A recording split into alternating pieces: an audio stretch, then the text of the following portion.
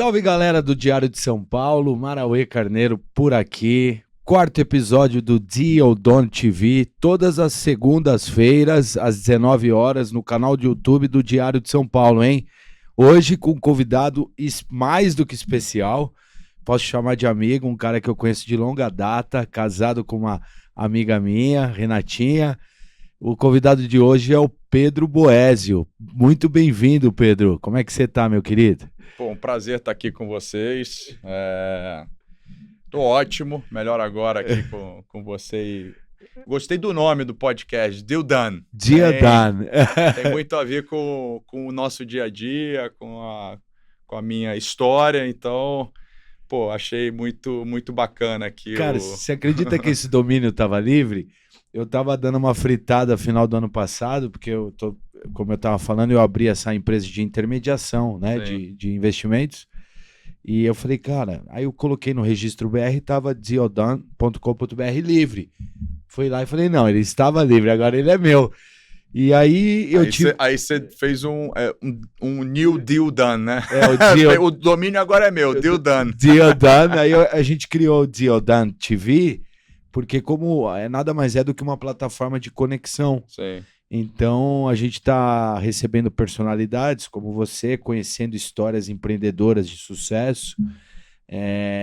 Mas hoje a ideia é a gente conhecer o Pedro pai, o Pedro piloto, que tem uma carreira aí muito maneira aí no automobilismo, e o Pedro empreendedor, que desde cedo né, algumas pessoas não sabem, mas o Pedro é um dos idealizadores, podemos chamar assim, Pedro, da XP Investimentos. Como é que foi? Talvez...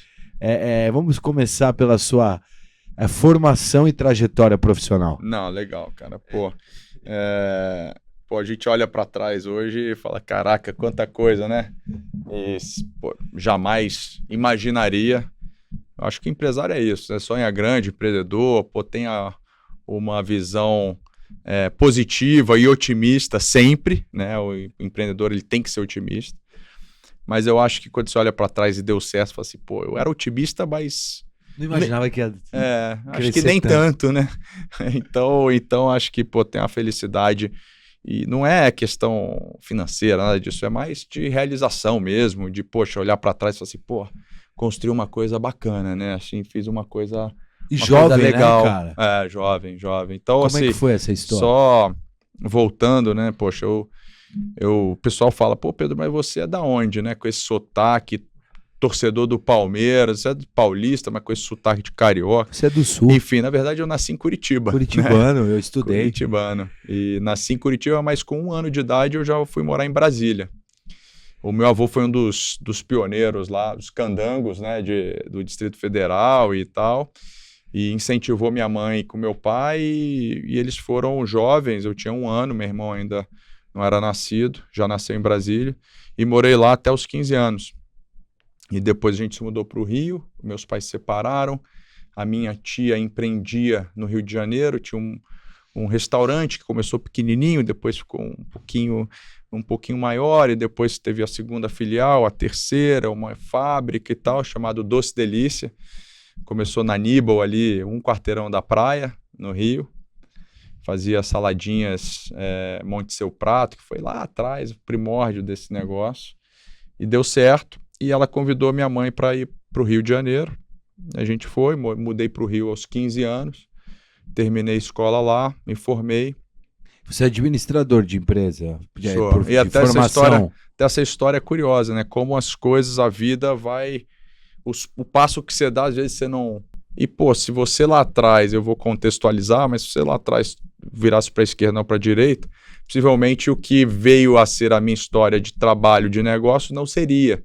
Então, eu estudei na escola americana, tive a felicidade de me formar lá, e o natural era fazer faculdade nos Estados Unidos. E eu tinha o apoio do meu avô financeiramente, que, se predispôs a financiar os meus estudos, e eu sempre fui um aluno, eu diria um aluno não era nota 10, mas eu era um nota 8 ali, entendeu? Eu passava direto, não era o brilhante, mas eu era dedicado, eu era esforçado. E passei em 2 universidades, uma delas, Babson, que é uma faculdade legal em Boston, e outra que era a University of Miami. E eu apliquei para Miami porque o meu tio, e aí, conectando ao automobilismo, né? O meu tio, ele foi piloto de Fórmula 1. Raul Boesel, foi piloto de Fórmula 1, foi piloto de Fórmula Indy, foi piloto de Endurance, foi campeão mundial pela Jaguar, tá no Hall da Fama da FIA, são só 4 brasileiros, os outros 3 você vai... Curioso. Vou deixar você chutar os outros 3 que estão no Hall da Fama da FIA. Fala aí. Piquet. Certo. Senna. Certo. E Emerson. Certo. E o quarto, meu tio. Então Legal. É um motivo de muito orgulho para a família. Ele correu Fórmula 1 até os anos 90? Não, foi 83, 82, 83, 84, Mas é um não lembro agora. Comum, assim. Porque popular. Ele seguiu para a Indy, e a Indy foi muito reconhecida, teve uma audiência muito grande no Brasil por muitos anos. E o meu tio foi o segundo brasileiro aí para a Indy nos Estados Unidos, depois do Emerson Fittipaldi. Então ele tinha carreira lá, corria na Fórmula Indy. Nessa época eu me formei e falei, vou escolher a Universidade de Miami, porque eu ia morar lá, né, tinha uma questão de custo e tal, ia ter uma força, ia ter família também, então... E nesse ano ele decidiu voltar para o Brasil. Então ele encerrou a carreira dele no ano que eu iria para a faculdade dos Estados Unidos. E aí acabei desanimando, já tinha feito o vestibular e acabei decidindo ficar no Brasil, no Rio, onde eu morava, e fiz PUC, administração. No Rio? No Rio. Aí trabalhava e ajudava um pouco o negócio da família, que era uma rede de restaurantes, mas eu falei, isso aqui não tem a ver comigo. Trabalhar com família, eu achava complicado. E falei, vou seguir meu caminho aqui. Aí trabalhei, me formei, fui trabalhar na IBM e fiquei lá 9 meses, cara. 9 meses, quer dizer, nada. Falei, isso aqui... IBM é um multinacional transatlântico, uma puta empresa. Eu falei, isso aqui é carreira. E, os caras que estão lá em cima têm 30 anos de empresa. Eu falei, não, isso aqui vai demorar muito para mim. Não, eu sou rápido, eu gosto de corrida, velocidade, então... Você já era piloto? Já corria de kart? Já. Não, e essa época, junto com... Eu comecei a andar de kart moleque, 9, 10 anos. E foi até curioso, porque eu corri até os 12, mais ou menos, e como automobilismo muito caro, e meu pai não tinha grana para bancar nenhum, quanto mais 2. Então, eu jogava tênis federado pelo Distrito Federal, com 10 anos, 12 anos, e aí eu segui no tênis e meu irmão seguiu no automobilismo. E me dediquei ao tênis, fui primeiro do estado do Distrito Federal, fui primeiro do Brasil em dupla, fui 7º, 8º do Brasil em simples, com 12 e 14 anos. E aí, voltando ali na história, eu fiquei na IBM 9 meses, e aí apareceu eu tava discutindo com um amigo, cara, que eu conheci na IBM, o Márcio Monerá, um grande amigo até hoje, e a gente falando, isso aqui não tem nada a ver com a gente, né? Nosso negócio é empreender. Vamos empreender? Vamos empreender. E ficamos lá, pensando o que a gente ia fazer, e aí a gente falou, vamos fazer um fast food de comida japonesa, a gente gosta, não existe, vamos fazer o McDonald's da comida japonesa. Legal. Aí até tinha nome, já ia chamar Japa Jato, entendeu? JAP-A-Jato, Japa Jato. Bom nome. E aí, um belo dia, a gente estava pensando nisso, mas ainda na IBM, e aí ele recebeu um e-mail spam. Venha trabalhar, processo seletivo, XP Investimentos. Mas, ele pegou e se inscreveu, nem sabia, né? No dia seguinte, a entrevista dele, ele voltou todo animado. Esquece Japa Jato, arrumei um emprego. Falei, como assim, cara? Não, recebi aqui, fui lá, você tem que ir também, cara. Muito legal, tem uma sala de cliente, super dinâmico, o cara comprando, vendendo ação, mó doideira, dinâmico. Me achei isso do cacete. E, é isso que eu quero. Eu falei, então eu vou manda um e-mail aí que eu vou mandar lá, quero participar do processo seletivo, né? Na época ninguém conhecia a XP. A XP ainda era um agente autônomo de investimento. E aí, no final, para encurtar a história, eram 2 vagas e fomos nós 2 os escolhidos, né? Aí eu não sei se só nós 2 nos candidatamos, né?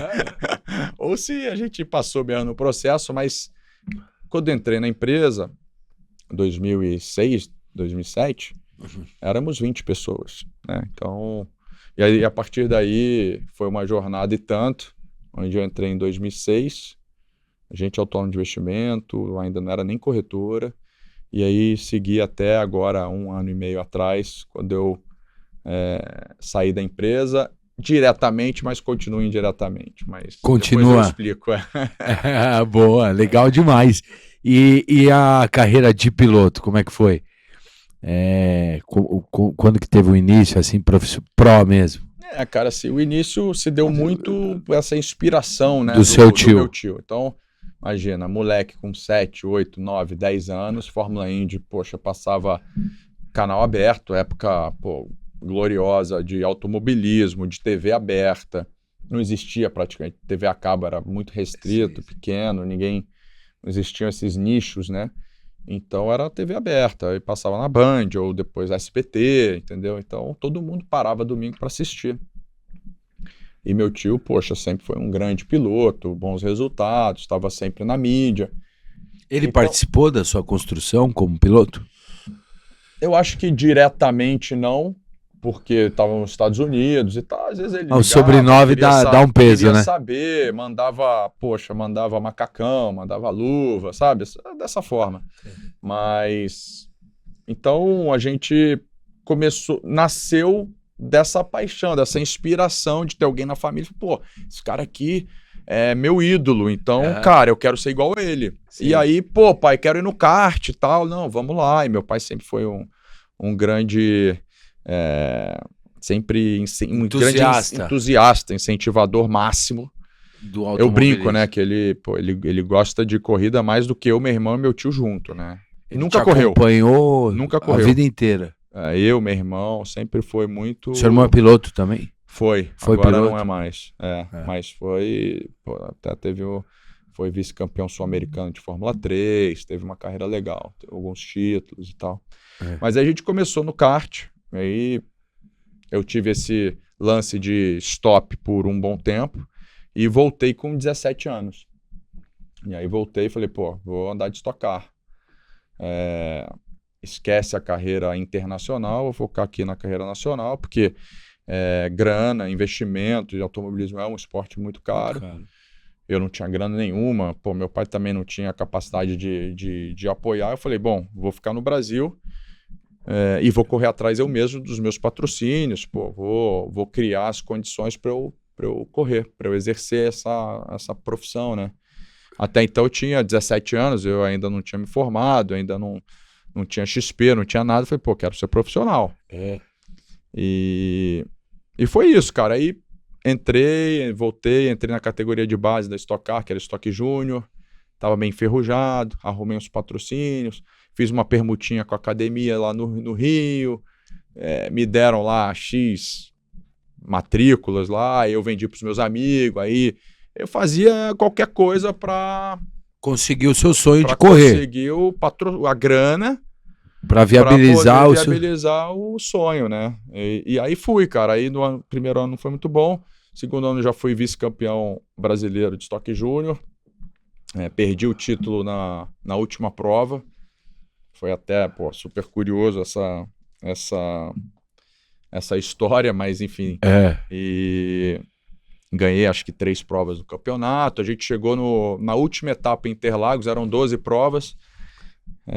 Acho que a diferença de ponto era 2 pontos. E a diferença do primeiro para o segundo eram 4 pontos. Então quem chegasse da frente era campeão. E aí, poxa, primeiro treino eu liderei, segundo treino eu liderei, terceiro treino eu liderei e o meu adversário segundo. Aí foi tomada de tempo, fiz a pole. E ele segundo. Aí cheguei domingo para a corrida, o meu carro estava... Quando eu fui alinhar, o meu carro, eu soltava o volante, ele ia totalmente para direita. Desalinhado. Totalmente desalinhado. Aí sei lá o que aconteceu, né? Mas aí no final eu larguei e, pô, não era inguiável o carro que eu liderei todos os treinos, fiz a pole, era inguiável. E, inclusive, acabou o combustível na última volta, coisa que nunca tinha acontecido na história, né? Acabou o combustível, cara. Alguém me sabotou. Mas você já estava em segundo. Já estava em quinto, sexto. O carro era muito ruim, tinha algum problema. Existe Fui histórias, sabotado. existe histórias dessa natureza? Pô, Nego passar ali no box e dar uma mexidinha? eu acho que sim. Infelizmente. Cara, legal Mas demais. aí daí eu fui, cara. Aí fui pra Stock Light, aí tive bons resultados, tive um acidente muito sério. Eu vi. 2011. Infelizmente a gente perdeu um amigo nosso de pista, o Gustavo Sonner, faleceu Na mesma. nesse acidente. Foi um acidente múltiplo com 7, 8 carros envolvidos. Ele foi o principal e eu o segundo. Fiquei uma semana no hospital, 3 dias na UTI. Infelizmente ele não resistiu e eu, por uma obra divina, tô aqui para contar a história. Mas foi um momento super duro, cara. Na sua Na carreira. Stock Light, E mesmo assim você superou e Superei. voltou a correr. E aí você foi pra Porsche. Não, aí isso era Stock Light, né? Aí eu subi pra Stock Car. Cara. E Aí seu nome deu uma crescida. Eu lembro que você já aí eu fui foi super legal. Que a imprensa Stock Car é a principal Band. categoria do... Não, era Globo. Globo. A Globo transmitia ao vivo, transmitiu um ano todas as provas, o outro ano eram 6 corridas das 12 e as outras 6 eram Sport TV ao vivo. A Stock sempre teve uma audiência, uma exposição relevante. Mas aí, cara, a XP já estava num momento super legal. Você começou como colaborador e acabou tendo... Eu entrei em 2006, 2007, 2009 eu virei sócio da empresa. 2009. E aí... Poxa, aí 2011... Você vendia para os seus amigos investimentos, tipo um agente autônomo. A gente fazia tudo. A gente lá atrás, empresa pequena, com 20, 30 pessoas, a gente foi crescendo, foi se estruturando, e, enfim. Mas eu fiz tudo. Eu comecei na Asset, a gente vendia os cursos, dava o curso, ministrava o curso, palestra, comprava lá no Leblon, descia na padoca para comprar o coffee break que eu ia servir no curso, subia, montava o carrinho lá na Copa, recebia os alunos. Na época, né, existia cheque, né? Sim. Existia dinheiro. Então, tudo bem, seu Marauê, eu estou vendo aqui, muito obrigado por estar no curso, legal, vi que você não fez o pagamento. Se eu trouxe o dinheiro, o cheque, aí o Marauê, não, trouxe aqui, ó, em dinheiro. Aí me dava, eu botava no bolso, recebia o cara, dava o curso, no dia seguinte, eu entregava o dinheiro pro Júlio, que era o financeiro, o acionista lá que cuidava do financeiro e tal. E então Quando foi você olha assim, para cara. trás, você fala, porra, daí em 2009 você fica sócio. Aí em 2009 vira sócio. 2011 a gente faz a nossa primeira transação com um fundo de private equity, que é a Actis, que era um fundo inglês, um fundo de private equity inglês da coroa britânica. Você já estava com indicadores assim, crescendo? Já. A XP sempre foi uma empresa... O que você acha que chamou a atenção do mercado assim naquele momento de um fundo de investimento dessa natureza? Eu acho que o modelo, de ser um modelo pautado em B2B, uma relação B2B, e que já tinha uma proposta de valor em termos de distribuição e acesso de produtos financeiros diferente do que existia no mercado. Que sempre foi um oligopólio, sempre foi um mercado super fechado, super restrito. Democratizou. E muito caro. Então, quem investia antes da XP e depois da XP é outro mercado. A XP revolucionou essa indústria de vez, para melhor, para o investidor. A gente trouxe o conceito de custódia zero de ações. Os bancos cobravam 0,5% ao ano para você ter ação lá. Não era para você movimentar, só para você ter ação eles te cobravam 0,5% ao ano. Taxa de custódia para você ter teu tesouro direto lá, que também te cobrava. A gente foi primeiro, taxa de custódia zero em ações, taxa de custódia zero no tesouro direto. Corretagem zero. A gente chegou a ter em uma das nossas empresas, depois em 2. E isso barateou muito o mercado, porque fez com que a concorrência tivesse que se adaptar. E o cliente, desde então, nunca mais teve esse custo para ele. Né? E o branding também sempre foi muito magnífico ali, a maneira que vocês construíram a marca, né? Sim. Eu acho que a nossa proposta de valor era muito boa. Proposta de valor. A gente conseguiu executar uma estratégia e replicar um modelo que já era bem conhecido e já chancelado, validado nos Estados Unidos, uma Charles Schwab, que sempre foi a nossa inspiração. Então a gente teve a capacidade, a visão e a capacidade de execução. Eu acho que foi. Hoje você olha para trás e fala, pô, acertei, tava no lugar certo, na hora certa, com a pessoa certa. Mas é aquela coisa, né? O meu amigo, por exemplo, em 2009, a gente ganhava R$1.500. E a gente ganhava R$1.500 mais uma remuneração como professor de um curso por mês que eles nos garantiam. O professor dava um curso de terça, quarta e quinta, de 7 às 11 da noite, ou sábado o dia inteiro, e eu com 20 e poucos anos, Rio de Janeiro, a molecada toda na praia, sabadão, né? Lógico. Curtindo, festa, churrasco, praia, e eu lá ministrando curso o dia inteiro, depois de uma semana cansativa de trabalho, e a gente ganhava R$1.000. Então o meu salário era R$1.500 mais um curso, que era mais R$1.000. E meu amigo, cara, em determinado momento, 2007 a gente entrou, 2008 foi a maior crise dos últimos tempos, né? Que foi a crise do subprime, que quebrou lá o Lehman Brothers e tal. E a XP mandou 50% das pessoas embora. A gente tinha, 30 pessoas, foi para 15. E a gente ficou. Mas 2009 voltou com tudo.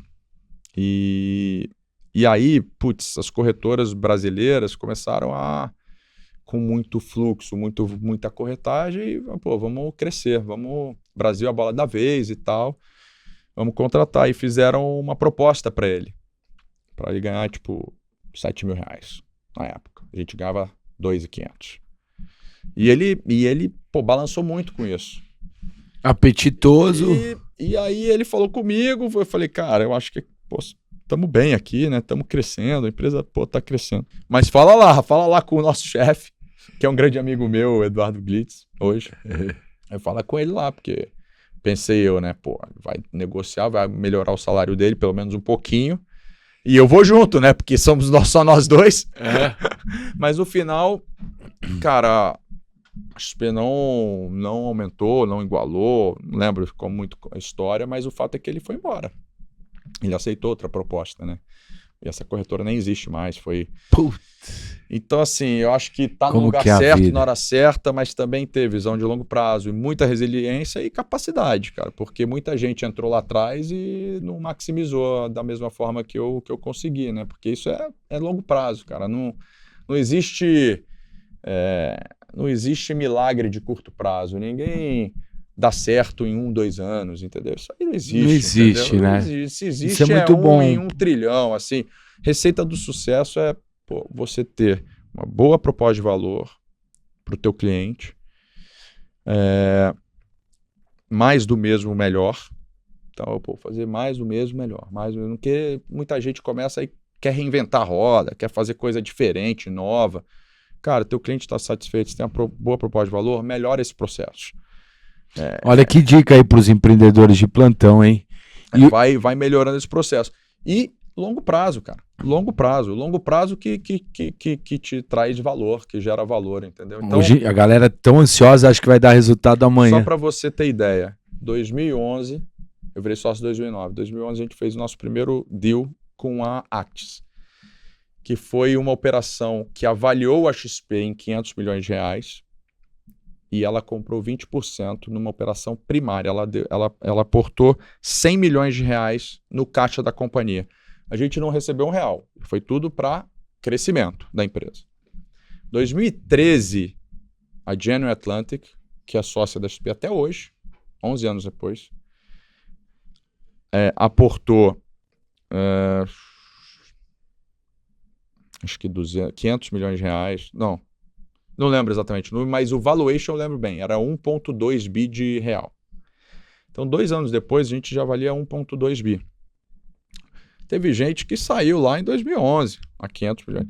2013, 1,2 bi. 2017, a gente fez o deal com o Itaú, que foi quando nós, acionistas, lá de trás, executivos, sócios da empresa, monetizamos pela primeira vez. Porque as 2 primeiras operações era mais primário, quase não teve. A primeira teve 0 de secundária e a segunda teve tinha um prolabore, capelezinho. Lógico. Cara, o Capilé, salário Capilé é capilé. Tava até olhando esses dias as contas, porque 2017 a gente anunciou e fez a transação de 49% com o Itaú.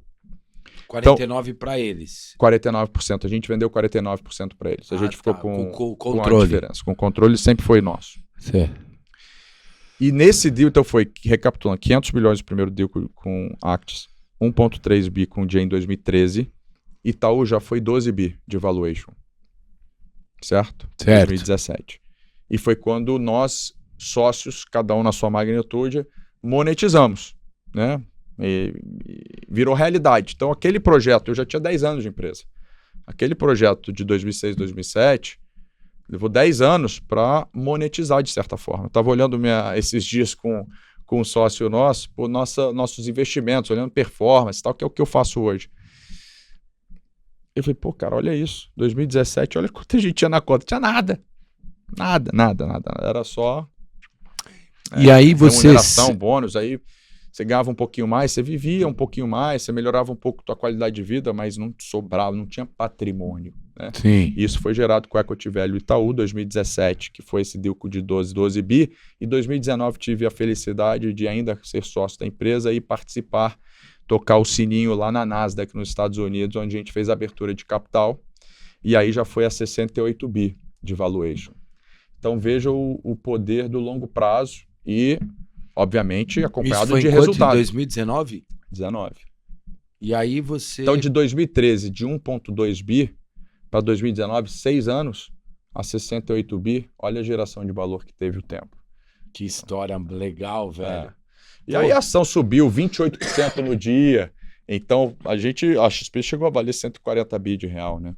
Caramba. Foi a quarta, quinta empresa mais valiosa do Brasil. Hoje caiu, né? Hoje o equity value diminuiu, enfim, juro alto, um cenário um pouco diferente. Mas ainda é uma grande empresa, enfim. E eu acabei saindo em 2023, né? Depois de 17 anos. Você fez um exit ali das suas ações. Isso. E o que o Pedro hoje, empreendedor, quais são os seus próximos desafios? Como é que tá a sua vida empresarial? Cara, a vida tá bem divertida, legal. Eu quando saí, e aí conectando com o investimento e depois com o que eu tô fazendo hoje. Tá. Eu quando saí, eu falei assim, cara, 17 anos de XP, pô, pra quem trabalha lá, sabe, assim, fala que é 50 anos em 5, sabe?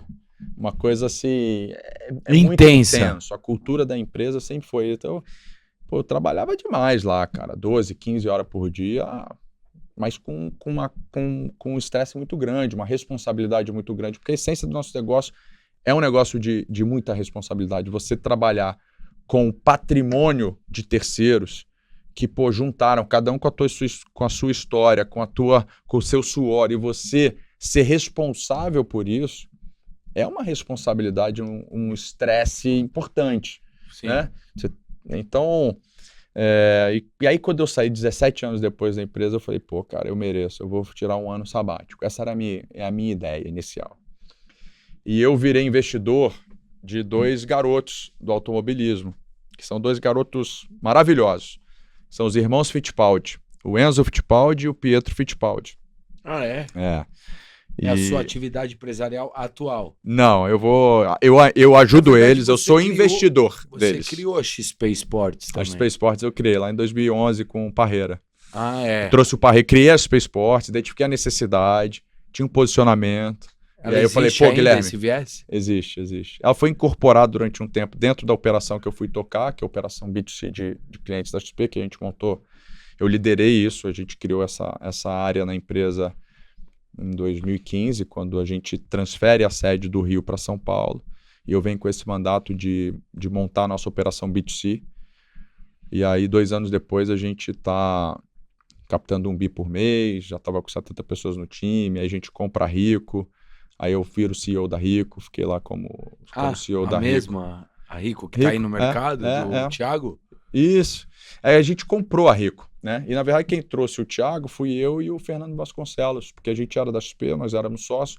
O Fernando era o nosso diretor de marketing, eu era o CEO da Rico, e a gente tinha um desafio da Rico, diferente da XP, que é muito focado em assessoria na figura do assessor, da pessoa humana, a Rico era muito pautada, a visão era de ser complementar, era de ser uma empresa muito orientada para tecnologia, para do it yourself. Então, poxa, você trabalhar com investimento e ganhar escala nisso e achar que o brasileiro vai conseguir se servir e investir bem sozinho, era um puta desafio. E a gente falou, pô, a gente precisa de um porta-voz, a gente precisa de educação, a gente precisa escala. E aí a gente falou, pô, vamos trazer um cara ali, Thiago Nigro, que se autodenomina Primo Rico, e a nossa empresa chama Rico, e ele era assessor da XP, e ele começou aqui uma iniciativa na internet de educar, de educação financeira. Pô, vamos trazer ele para cá. Vamos ter cortes valiosos, hein, Breno? E aí? E aí trouxemos. E aí, pô, o Thiago montou uma baita empresa, né? O Grupo Primo hoje. Pô, o Fernando, que era nosso diretor de marketing, hoje é o CEO do Grupo Primo, tá lá, fazendo um grande trabalho junto com o Thiago e todo o time deles, são super competentes. Mas a gente teve uma estratégia de crescer o Thiago. E ele, com isso, com os vídeos educacionais, ele educar a nossa audiência, os nossos clientes, né? Então foi uma estratégia que abriu muita conta, que deu muito certo. A gente contratei na época o Whindersson Nunes, né, e o Neymar. Então, pré-Copa, né, de 2016, né? 2014 ou 18, né? 2018, pré-Copa de 2018. Então, pô, cara, conta história. E hoje, como é que tá? Mas aí, conectando, né? Eu saí da XP em 2023. Tirou um ano sabático? Não. A ideia era tirar um ano sabático. Eu já investi, já ajudava os irmãos Fittipaldi. O Enzo estava na Fórmula 2. A gente tinha acabado de assinar com a Red Bull para ele ser da academia da Red Bull na Fórmula 2. Então, imagina, ele estava um passo da Fórmula 1. E a Fórmula 2 corre todas as provas com a Fórmula 1. E o Pietro era piloto reserva da Haas na Fórmula 1. Aí eu falei, bom, A mais B, eu quero tirar um sabático, eu ajudo os meninos, sou investidor da carreira deles. E vou viajar o mundo. Vou tirar meu sabático indo para as corridas de Fórmula 1. Nada mal, né? Porra. Viajar o mundo, conhecer um monte de lugar que eu nunca conheci. Pô, justo, é isso que eu vou fazer. Me programei para isso. No meu último ano de XP, a XP tinha fechado o patrocínio da Aston Martin na Fórmula 1. E eu que ajudei a fazer o deal. Um belo dia, o Guilherme me ligou e falou, pô, queremos levar um brasileiro para a Fórmula 1, Drogovic é o brasileiro aí que vai ser campeão. Pô, vamos ajudar ele. Eu quero levar... A gente precisa de um ídolo no Brasil. Cara, estamos carente de ídolo. Pô, esse garoto é nota 1000. Eu quero levar ele para a Fórmula 1. E eu marquei uma reunião com o Stefano Domenicali, CEO da Fórmula 1. E só que eu preciso de você, que você conhece dessa história aí. Aí eu falei, pô, Guilherme, eu tô na Itália, cara. Tô na Itália, eu tô com a minha família aqui de férias. Não, vamos lá. Eu fui, e para encurtar a história, a gente fechou esse deal. E aí, pô, eu combinei com o Guilherme voltando, saí da XP, tava lá. E aí ele falei, pô, Guilherme, vai ter Mônaco, GP de Mônaco. A XP tá patrocinando, eu tô com os meninos aqui, com os Fittipaldi, vamos encontrar. E by the way, cara, eu tava no sabático, né? Ele não. Foi, by the way, cara, pô, segunda-feira após GP de Mônaco, começa Roland Garros. Eu amo tênis, você mais ainda. Pô, vamos? Eu tenho ingresso pra você. Ele falou, vamos. E aí a gente foi. E aí lá ele falou, porra, você tem que voltar pra XP. Eu falei, pô, Guilherme, isso aí tem 3 meses, cara. Depois de 17 anos. Não, vamos, história superada. E aí... Mas enfim, aí eu falei, não, isso não e tal, não sei o quê. Ele falou, cara, pô, quem sabe você quer ter o teu negócio, pô, a gente tem uma relação a longo prazo, eu gosto muito de você, eu queria ter você por perto, eu preciso de alguém para cuidar das minhas coisas também. Pô, quem sabe a gente monta um family office, eu e você lidera os meus investimentos, olha as minhas investidas, e toca esse negócio, e a gente é sócio nas novas empresas juntos. Foi legal. Ah, é? As novas investidas e tal. Então hoje é o que eu tô fazendo. Aí, pô, meu sabático era pra durar o ano, durou nem Você 6 tá meses. prospectando, você é praticamente um new business ali da... Na verdade, eu sou um family office do Guilherme. Entendi. Então, eu sou um single family office. Obviamente, a gente usa 100% a estrutura, o dinheiro fica na XP, mas eu cuido, eu toco, eu sou, digamos, o gestor dos investimentos dele na pessoa física e tal. Então, o nosso convidado hoje tá no lugar certo. Deal done. Então, vou te encher o saco. Eu falei, deal done. O que eu já tenho um projeto pra te apresentar aí. Quem sabe sai um deal done aí na... Vamos olhar. Pô, brigadão, Pedro, por ter vindo, cara. Pô, que privilégio, assim. Quando veio na minha cabeça, eu falei, cara, eu vou entrevistar, porque o Pedro é um cara tão, né, tipo, conseguiu associar o automobilismo, a carreira de atleta com uma empresa de sucesso. E aí eu vejo o carinho que você tem com a sua família também, o paizão presente que você é. Cara, desejo tudo de melhor na sua vida. Obrigado pela parceria. Espero que a gente consiga fazer algumas, quem sabe, conectar alguns negócios aí juntos aí. Não, muito legal, cara. Eu fico feliz de poder participar, de ter o convite. Desejo sucesso a vocês. E como última mensagem, pô, realmente, eu vou fazer 41 anos semana que vem, e eu olho pra trás e... 8-4, que nem eu. 8-4, né?